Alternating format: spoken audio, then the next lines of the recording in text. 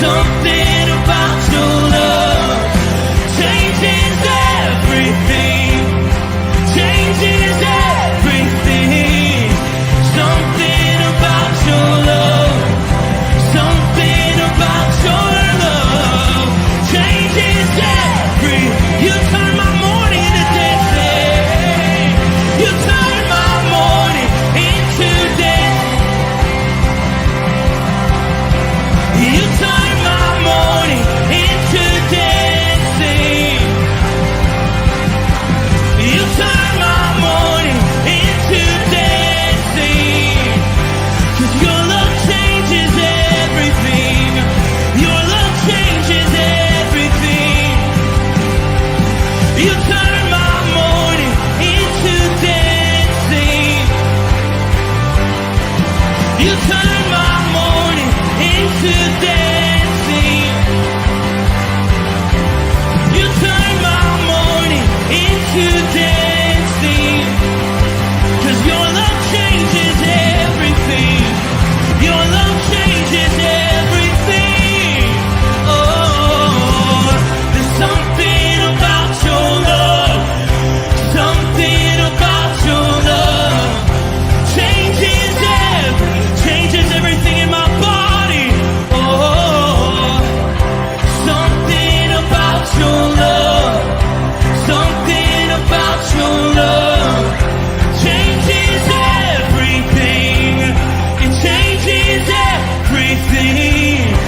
Something about your love. Something about your love changes everything. It changes everything. Something about your love.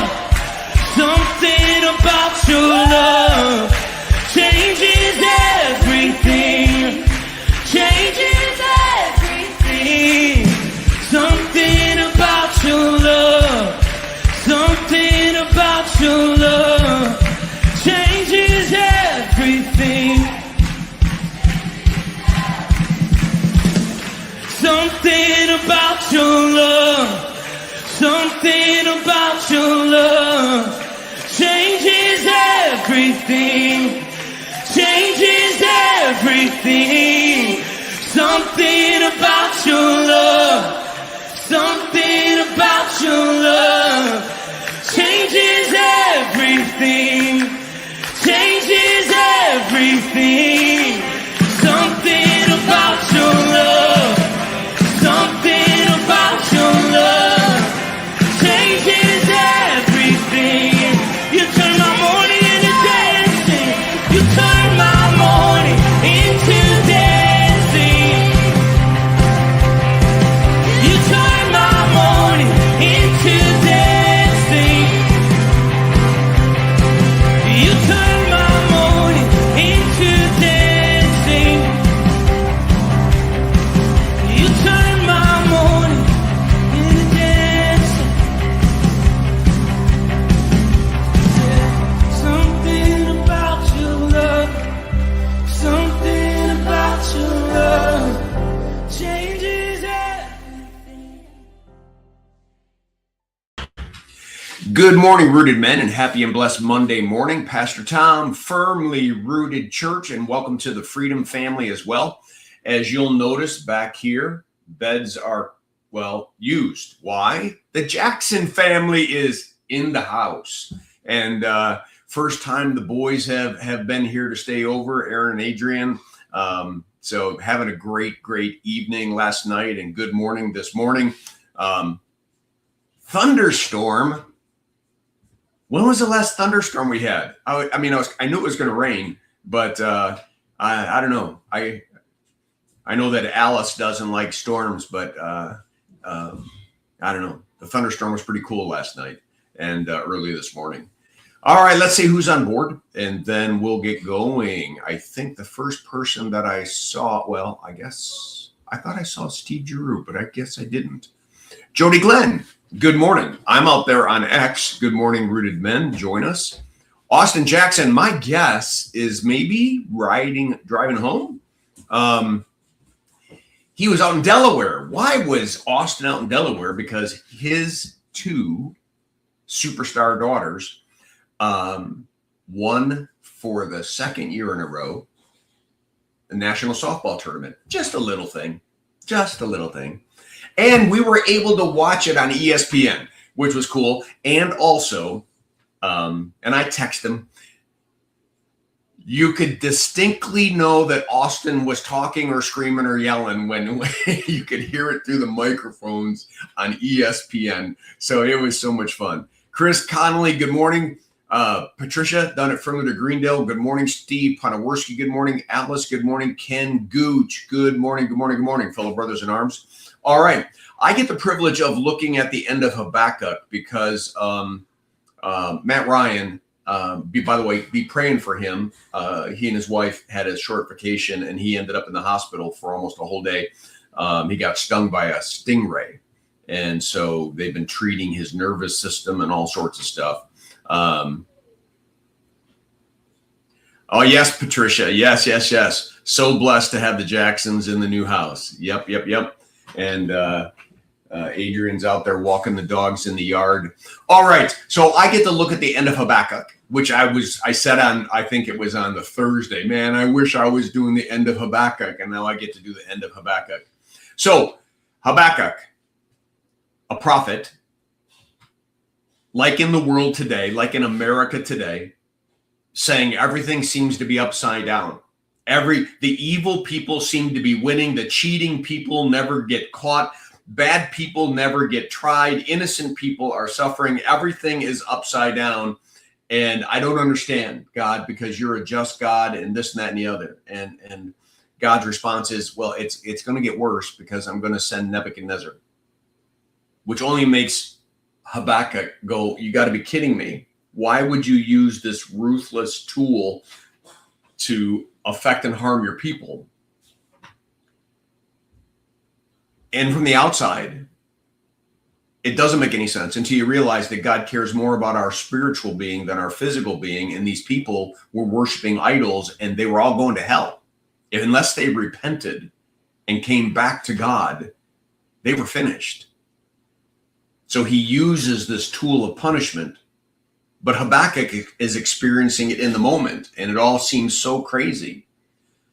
Then God says to him, don't worry, I'm going to punish Habakkuk. I'm going to take care of him too, right? I'm going to take care of him too. You just got to trust me. And so the book of Habakkuk ends, and I'm going to pull it up, with a prayer, not a question. The conversation ended. If you remember last Thursday, one of the things that I told everyone is God doesn't mind us asking him questions as long as when he answers them, we stop. We don't negotiate with God. He's God. So we can ask him questions. We can let him know all of these things. But at the end, when he finally speaks, it is what it is. So I want to look at this text with you. It talks about that he's going to march in and he's going to take over Nebuchadnezzar and all these things. And then it says, you pierced with his own arrows the heads of his warriors, who came like a whirlwind to scatter me, rejoicing as if to devour the poor in secret. You trampled the sea with your horses, the surging of my. Basically, God, you're going to not even Nebuchadnezzar, or not even anyone, has the authority and power that you have. Verse 16, I hear and my body trembles. My lips quiver at the sound. Rottenness enters into my bones. My legs tremble beneath me. Yet I will quietly wait. There it is. I will quietly wait for the day of trouble to come upon people who invade us. I'm past. I get it. I understand. We're going to face even tougher times. But then let me look forward to the day of justice that you're going to pour out on our enemies. Same true spiritually. The saints who are in heaven right now are constantly praying, when, Lord, when are you going to right everything? When are you going to return and completely obliterate the demonic forces and free your people and be righteous to those who have been martyred for the faith? So look at what he says. Habakkuk rejoices in the Lord is the title. Though the fig tree should not blossom, nor fruit be on the vine,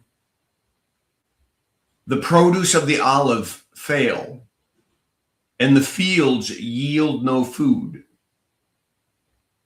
the flock be cut off from the fold, and there be no herd in the stalls. What's he describing in verse 17? Even worse calamity. That all of the gyra, all of the provision that I would normally expect to get from you, God, even if it starts to be taken away, even if the fig tree doesn't blossom, even if the vine doesn't produce fruit, even if the olives fail, even if, right, he's saying, okay, I have to understand that even if everything turns upside down, yet I will rejoice in the Lord. I will take joy in the God of my salvation.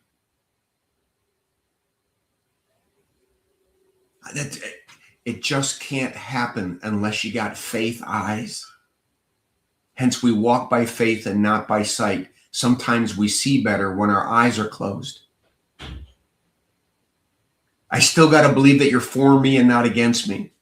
So I can rejoice in all circumstances. I can know that even in this valley of the shadow of death, you're with me. You'll never leave me, and you'll never forsake me. So I'm going to find a way to rejoice. I'm going to find a way to remember the days of old and trust that you are faithful and you'll be the same. That I'm going to remember the days of your salvation and know that you're going to redeem us once again. Verse 19, God, the Lord is my strength. He makes my feet like the deer's, right? I can bounce and run. He makes me tread on my high places. To the choir master with stringed instruments. Sounds like a psalm, doesn't it? Habakkuk. I think it was. His dialogue was put into a song. That's why Christian music and hymns are so powerful.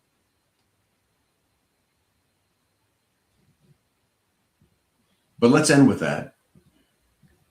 Hey, Chuck B. Shalom, gentlemen.